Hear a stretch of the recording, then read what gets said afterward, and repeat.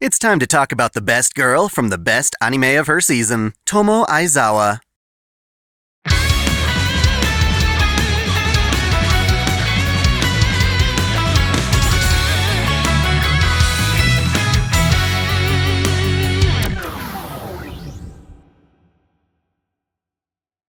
Welcome back to OtakuDaiKun, Dai here. A little while back, I made a video titled In Defense of Tomboys, in which I defended tomboy as a term of endearment against those who would find it problematic. It's worth a watch, but for today's video, we're going to remain positive and focus on why we love tomboys so much. What is their appeal? If you enjoy this content, be sure to like, comment, share, and smash that subscription bell as if it were your waifu. Consider supporting the channel by becoming a member on YouTube or by joining on Subscribestar or Patreon. All three platforms offer the same perks, such as early access and exclusive vids like my Lessons in Magecraft series. Without further ado, let's dive in. The most functional definition of a tomboy, in my opinion, is a biological woman who exhibits traits that are traditionally considered masculine. It's the idea that a girl can act like a boy without being any less of a girl. Why? Because gender is a social construct, and we made it up. Different individuals, societies, and cultures have their own assumptions and expectations for how men and women should look. Sometimes it's practical, like when tribes were struggling to survive. Men would hunt for food, while women would care for children. Other times it's oppressive, like expecting women to be demure and submissive to their husbands. For better or worse, these standards exist, even while many of them no longer apply to our modern ways of life. We have these polarizing ideas of what it means to be a man or a woman, but in truth, we as individuals are complex creatures. We don't all fit into those preset molds, and it's like trying to fit a square peg into a round hole. Sure, we have paragons of masculinity, like Duke Nukem for instance. We've also got paragons of femininity, such as Cinderella. Not to diss people like that, but the vast majority of us are going to fall somewhere between those two extremes, and we're usually better off for it. A guy who's stoic and domineering all the time will suffer for being unable to express his emotions. You can deny your feelings all you want, but we're not machines, and holding back is just gonna hurt you in the long run. Likewise, a girl who's always polite and submissive will be unable to stand up for herself. Think of it like breeding dogs. Certain purebred animals suffer genetic defects, such as pugs having such flat faces that they struggle to breathe. Allowing these breeds to mate with a more diverse pool allows their pups to grow up happier and healthier. In that regard, it's also healthy for a girl to adopt certain masculine traits and vice versa. Most tomboys tend to be assertive, spunky, competitive, athletic, or simply unconcerned with feminine ideas of modesty and refinement. Tomboys aren't afraid of doing some dirty work, getting things done, and standing toe-to-toe with their male counterparts. This is exceptionally liberating, and yet such women are still undeniably female. It's appealing because, typically, there's this oppressive gender gap that keeps men and women from truly understanding each other. While society typically finds it appropriate for men and women to stick to their respective roles, a lot of guys find it appealing when women sort of meet them halfway. It's cool to see a gamer girl who can talk smack like the rest of them. It's admirable to see a woman be the one to jump out and save people from bullies or criminals. It breaks down this men are from Mars, women are from Venus stigma that presumes the two sexes can't see eye to eye. After all, there's really no good reason why something like sports or stoicism have to be exclusively male traits in the first place.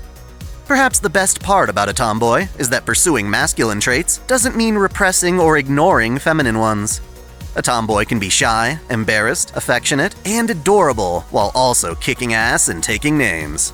They can aspire to be seen as cute, all while exhuming coolness. That's where Tomo comes in. 2023 has brought us the absolutely legendary anime, Tomo-chan is a Girl, and I simply can't praise it enough. It tells the story of Tomo Aizawa, a girl full of vitality who was raised by her tomboy mom and stoic martial arts father. Rather than playing with dolls and dresses, she wanted to climb trees, catch bugs, and train at her father's dojo. It was in this state that she met her childhood friend, Jun. The two were bros, going on adventures and doing everything together. As she got older, Tomo started developing feelings for Jun, but when she tried to confront him about it, she discovered he didn't even realize she was a girl. Even after she switches to a female uniform at school, he still sees her as one of the guys. This culminates in a single moment of frustration where she declares her love, only for him to interpret her confession as a platonic, "I love you, man." Seeking help, Tomo turns to her friend Misuzu for advice. The bulk of the anime consists of Tomo following Misuzu's instructions, exaggerating her femininity to try and get Jun's attention, to force him to see her as the girl she truly is. It's both funny and endearing, and while Jun is taken aback by these attempts, it's clear he deeply cares for Tomo and always has. It's not until they go to the beach that Jun can no longer deny her femininity, as her fit, toned body and voluptuous chest excite him. At first, this has the opposite effect. Rather than embracing her, he winds up avoiding her, afraid of how to proceed. For Jun, it's less about acknowledging Tomo as a girl, and rather his fear that once he does, their current relationship will be destroyed. He's fond of their competitive rivalry and how they interact as friends. Even Tomo starts to share this sentiment. Sure, she fell in love, but she never really thought about what would come after that. How do couples even act? The image of romance in their heads is one of gender conformity, one where the man takes charge and the woman loyally follows him. If their touching is supposed to be intimate, what does that say about all the physical contact they make while sparring or playing sports? Unwilling to throw away their current chemistry, Tomo nearly gives up on romance, until Jun finally admits his own feelings and stubbornly declares he wants the best of both worlds. He doesn't think that their romantic feelings, and the behaviors that arise from them, should have to invalidate their current friendship. And he's absolutely right. The anime's final episode is a wonderful celebration of what this liberated romance actually looks like. Going forward, the two of them will compete to make each other fall even more deeply in love, which is just so fucking cute. It comes to a conclusion that fits perfectly with the themes of a tomboy. A girl can behave more like a man and still not be any less of a woman. Similarly, this love of theirs can break the typical mold while still remaining just as romantic, if not more so. When you realize that, it becomes so obvious. Fairy tale romance, gender norms, these are only suggestions, and as people go through life, they inevitably wind up following their own path anyway. As a guy who considers his wife his best friend, I always found it weird that couples would let something like gender conformity come between them. An even wiser sentiment is that there are many different kinds of couples, none inherently more valid than the others. That's why I was baffled to see the Anime T, a YouTuber who often focuses on romance anime, state that Tomo-chan wasn't all that romantic. Mind you, she thought it was a fun anime, just not a very compelling romance one. I'd like to think she made this assessment prematurely, as her video came out before the anime even finished airing. The show takes its time building up to its conclusion, and I hope that the Anime T has changed her mind. I've seen over 900 different anime, and personally, I find Tomo-chan's romance more sincere and compelling than a lot of them. I love how Tomo and Jun push each other to be their best. Both are ready and willing to fight and protect each other. They see each other for who they are, and fall in love with exactly that. Heck, Jun admits that he didn't even realize a lot of the times when Tomo was trying to act more girly around him, nor were these attempts what won him over. In the end, it was simply Tomo being herself that did the trick.